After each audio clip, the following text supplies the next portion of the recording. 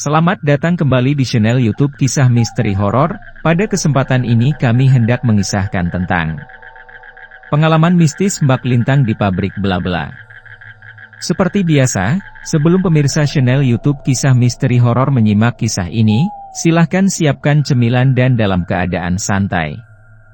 Kalau sudah semua, mari kita mulai mendengarkan kisah ini. Namaku Lintang, dan ini adalah kisahku yang kedua.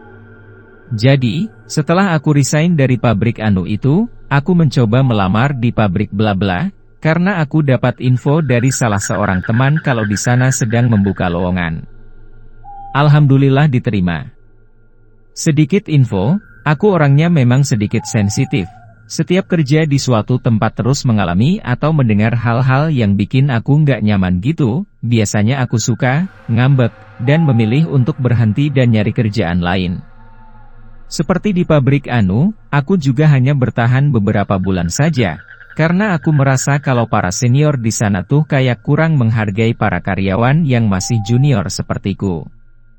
Dan sebelum aku benar-benar memutuskan untuk resign, ternyata pabrik itu memberiku sedikit kenang-kenangan yang sampai saat ini masih belum bisa aku lupakan. Jadi ceritanya hari itu aku bekerja seperti biasanya. Sedikit gambaran tentang suasana di dalam pabrik itu, ada satu line yang terdiri dari dua barisan. Satu barisan terdiri dari 30 orang memanjang ke belakang gitu dengan proses jahit, obras, dan macem-macem lah. Kebetulan aku di barisan pertama waktu itu. Terus di tengah-tengah antara barisan pertama dan kedua itu ada selasar kosong yang memanjang selebar kurang lebih 1,25 meteran gitu untuk mobilisasi bahan dan tempat wirawiri para helper. Saat aku sedang fokus kerja itu, entah mengapa seperti ada keinginan kuat untuk melihat ke arah kiri gitu. Dan saat aku melihat ke sebelah kiri, agak jauh dari tempatku kulihat seorang karyawan senior sedang duduk menggelosor di lantai sambil bersandar di dekat temanku yang lain yang juga tengah sibuk. Posisi duduknya itu kayak orang yang sedang kecapean atau sakit gitu. Nah, para pecinta dan para subscriber YouTube Kisah Misteri Horor. Awalnya aku cuekin aja tuh orang. Toh dia udah karyawan senior, yang seperti ku bilang di atas, suka semena-mena ama karyawan junior. Biar aja kalau nanti sampai kena tegur ama mandor karena duduk-duduk pas jam kerja gitu. Lagi pula posisinya lumayan jauh dari tempatku. Kalau memang ada apa-apa atau kenapa-kenapa kan ada temanku yang lain yang posisinya lebih dekat yang bisa menolong. Namun sesaat kemudian, hanya sesaat, nggak sampai hitungan menit, aku baru ingat kalau karyawan yang duduk kecapean itu kan hari ini tidak masuk kerja karena sakit. Aku ingat betul, karena pagi tadi dengar dari salah seorang teman yang dititipin izin gitu. Kalau orang itu nggak masuk, lalu yang duduk menggelosor di lantai itu. Spontan aku kembali melirik ke arah yang sama, dan orang itu sudah nggak ada di tempatnya. Ku cari-cari ternyata sudah pindah duduk selonjoran di tengah-tengah lain gitu. Tentu saja aku kaget. Gak mungkin banget kalau bisa secepat itu dia pindah ke tengah-tengah lain, bahkan dengan berlari sekalipun. Apalagi suasana di lain cukup sibuk. Helper berlalu lalang menyiapkan bahan dan segala sesuatu yang dibutuhkan oleh para penjahit. Untuk sejenak aku terus memperhatikan karyawan senior itu, hingga tanpa terasa bulu kuduku pun merinding. Wajah karyawan senior itu terlihat sangat pucat. Matanya menatap kosong tepat ke arahku, seperti tatapan orang yang sedang meminta tolong. Mulutnya bergerak-gerak seolah ingin mengatakan sesuatu. Kulihat sekeliling, teman-temanku masih sibuk dengan pekerjaan mereka, seolah tak memperdulikan keberadaan karyawan senior itu. Atau mereka tidak melihat keberadaan karyawan senior itu? Entahlah. Saat aku kembali melihat ke arah si karyawan senior, astagfirullah. Orang itu sudah berada di sebelahku, sebelah tangannya menarik-narik celana panjang yang kukenakan. Wajahnya yang pucat menengadah dengan matanya yang nanar menatapku tajam. Dari bibirnya yang juga pucat sayup-sayup ku dengar suaranya yang bernada sangat memelas. Tolong aku Lintang. Sontak aku menjerit dengan tubuh gemetar dan keringat dingin yang membanjir di tubuhku. Teman-teman kerjaku segera saja mengerumuniku dan menanyakan apa yang terjadi. Aku hanya tertegun, tak kuasa menjawab pertanyaan-pertanyaan yang diajukan oleh teman-temanku. Mataku nanar mencari-cari sosok karyawan senior misterius itu yang kini entah telah menghilang kemana. Sadar bahwa kondisiku tidak baik-baik saja, seorang helper kemudian berinisiatif untuk membawaku keluar dari ruangan, lalu memberiku minum. Setelah agak tenang, barulah aku bisa menceritakan apa yang sebenarnya aku alami barusan. Helper yang menolongku itu, yang kebetulan sudah lumayan lama bekerja di pabrik itu nampak manggut-manggut, seolah mengerti dengan apa yang baru saja kualami.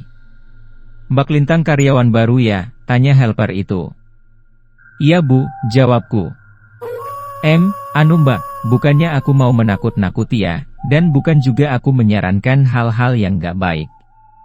Tapi kalau boleh saya sarankan, lebih baik Mbak Lintang berhenti saja bekerja di pabrik ini, dan cari kerja di tempat lain. "Loh, kenapa memangnya Bu?" tanyaku heran. Anu Mbak, sebenarnya, aku ndak enak kalau mau cerita, tapi... "Bilang saja Bu, nggak apa-apa kok. Janji. Aku nggak akan menceritakannya kepada orang lain," desakku. "Anu Mbak." Ibu itu melihat ke kanan dan ke kiri sebentar, seolah sedang memastikan bahwa tak ada orang lain yang akan mendengar apa yang akan diucapkannya. Sebenarnya, dulu juga pernah ada yang mengalami kejadian seperti yang Mbak Lintang alami tadi. "Serius Bu?" "Iya. Perempuan juga. Anaknya sangat pendiam. Saking pendiamnya, saat mengalami kejadian itu, ia tidak menceritakan kepada orang lain, tapi malah izin pergi ke kamar mandi. Mungkin karena saking ketakutannya. Lalu Bu, anak itu hilang." "Hilang?" "Iya, hilang. Setelah lama ditunggu-tunggu nggak kembali juga dari kamar mandi, beberapa orang berusaha untuk mencarinya. Semua kamar mandi digeledah, tapi nggak ketemu. Sampai beberapa hari, bahkan keluarganya sampai datang ke pabrik dan marah-marah sama orang pabrik karena mengira itu anak diapa-apain sama orang pabrik." Lalu Bu, ibu itu tak melanjutkan ceritanya, karena mandor pabrik keburu datang untuk melihat keadaanku. "Banyak-banyak istighfar saja ya Mbak, dan tolong pertimbangkan lagi saranku ya tadi," bisik ibu itu sebelum pergi meninggalkanku. Nah, para pecinta dan para subscriber YouTube Kisah Misteri Horor. Beberapa hari kemudian aku benar-benar resign dari pabrik itu, karena perasaanku benar-benar tak tenang. Bayangan sosok karyawan senior dengan wajah pucat dan tatapan mata kosong serta suara bisikannya yang meminta tolong itu benar-benar sangat menghantuiku. Sangat menyeramkan. Nah, para pecinta dan para subscriber YouTube Kisah Misteri Horor, itulah kisah misteri dari kami. Bagaimana tanggapan Anda mengenai kisah ini? Silahkan tuangkan dalam kolom komentar.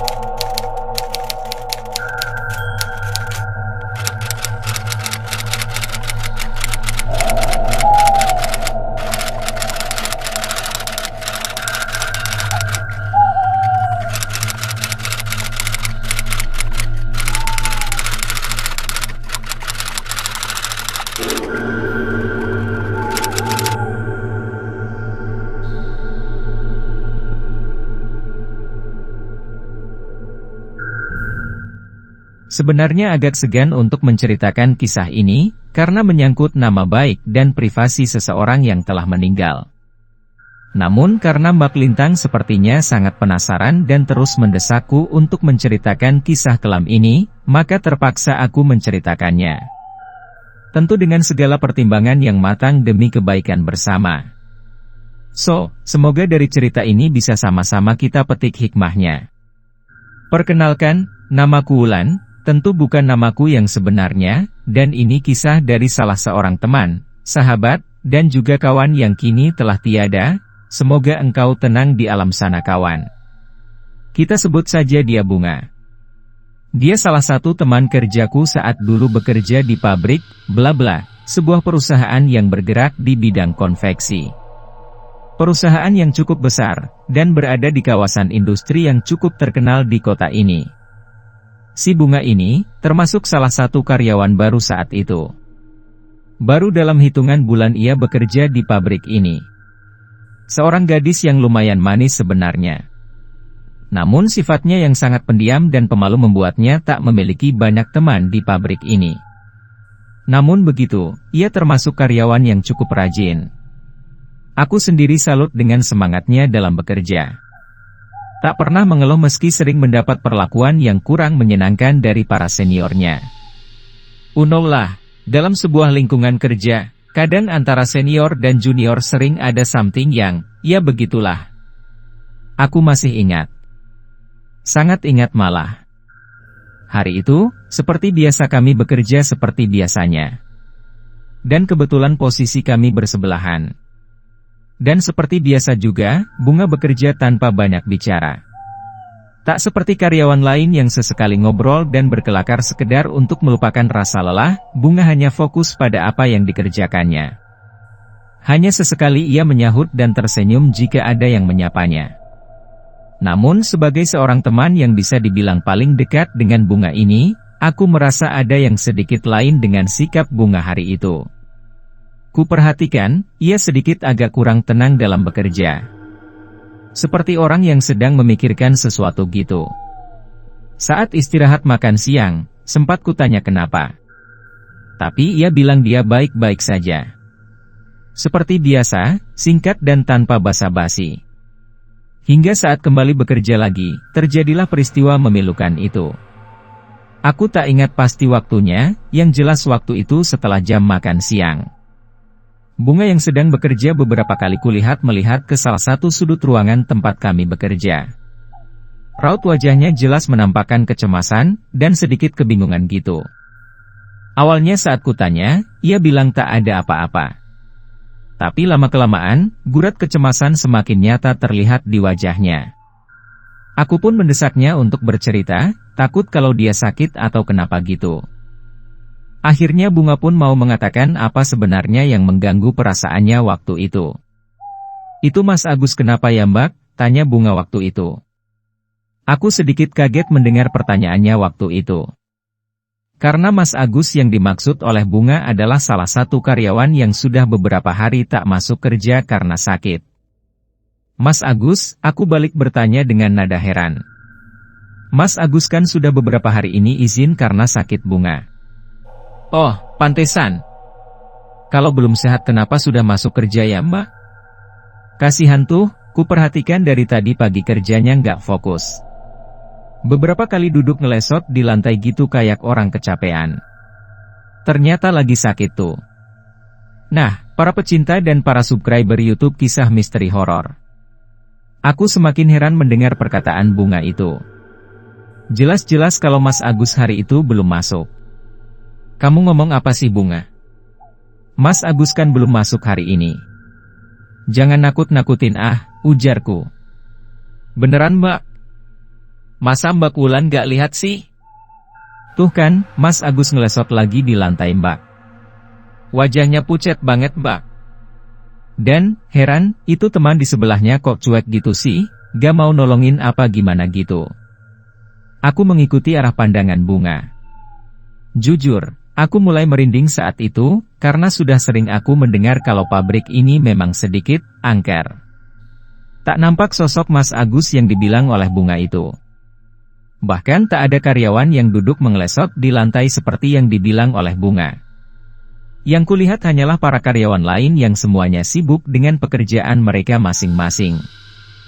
"Jangan ngawur deh, nggak ada Mas Agus di sana Bunga, bahkan nggak ada."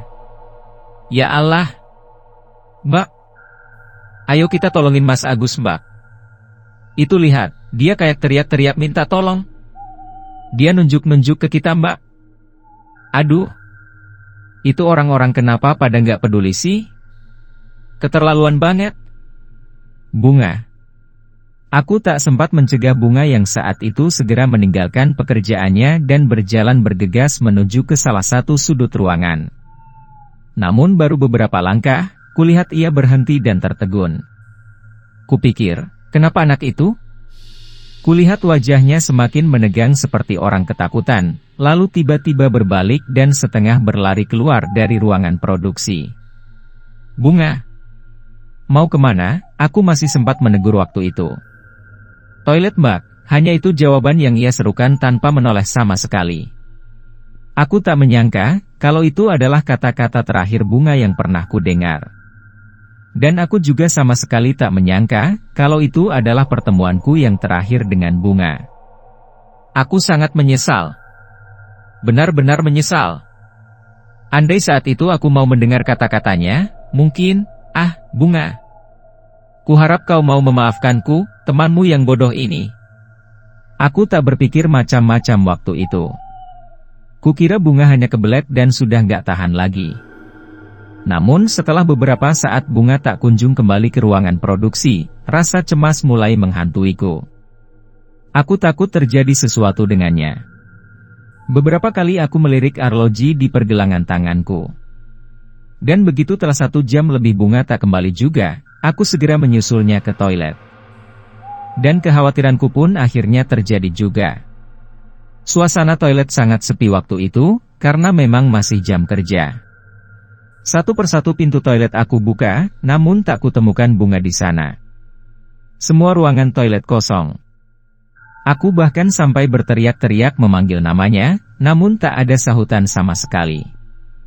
Teriakanku yang menggema di ruangan toilet itu justru menarik perhatian beberapa orang yang mendengarnya. Mereka menghampiriku dan bertanya-tanya, aku pun menceritakan apa yang telah terjadi sebenarnya. Nah, para pecinta dan para subscriber YouTube Kisah Misteri Horor. Orang-orang itu lalu ikut membantuku mencari keberadaan Bunga. Namun tetap saja hasilnya nihil. Aku semakin khawatir. Aku takut terjadi sesuatu yang buruk terhadap Bunga. Dan kekhawatiranku akhirnya menjadi kenyataan. Bunga menghilang bagai ditelan bumi. Sampai shift berakhir Bunga tak kunjung kembali juga. Pulang lerja aku menyempatkan untuk mampir ke tempat kosnya. Namun Bunga tak kutemukan juga di sana. Kata teman-teman kosnya Bunga belum pulang. Aku semakin cemas. Semalaman aku bahkan tak bisa tidur memikirkan anak itu.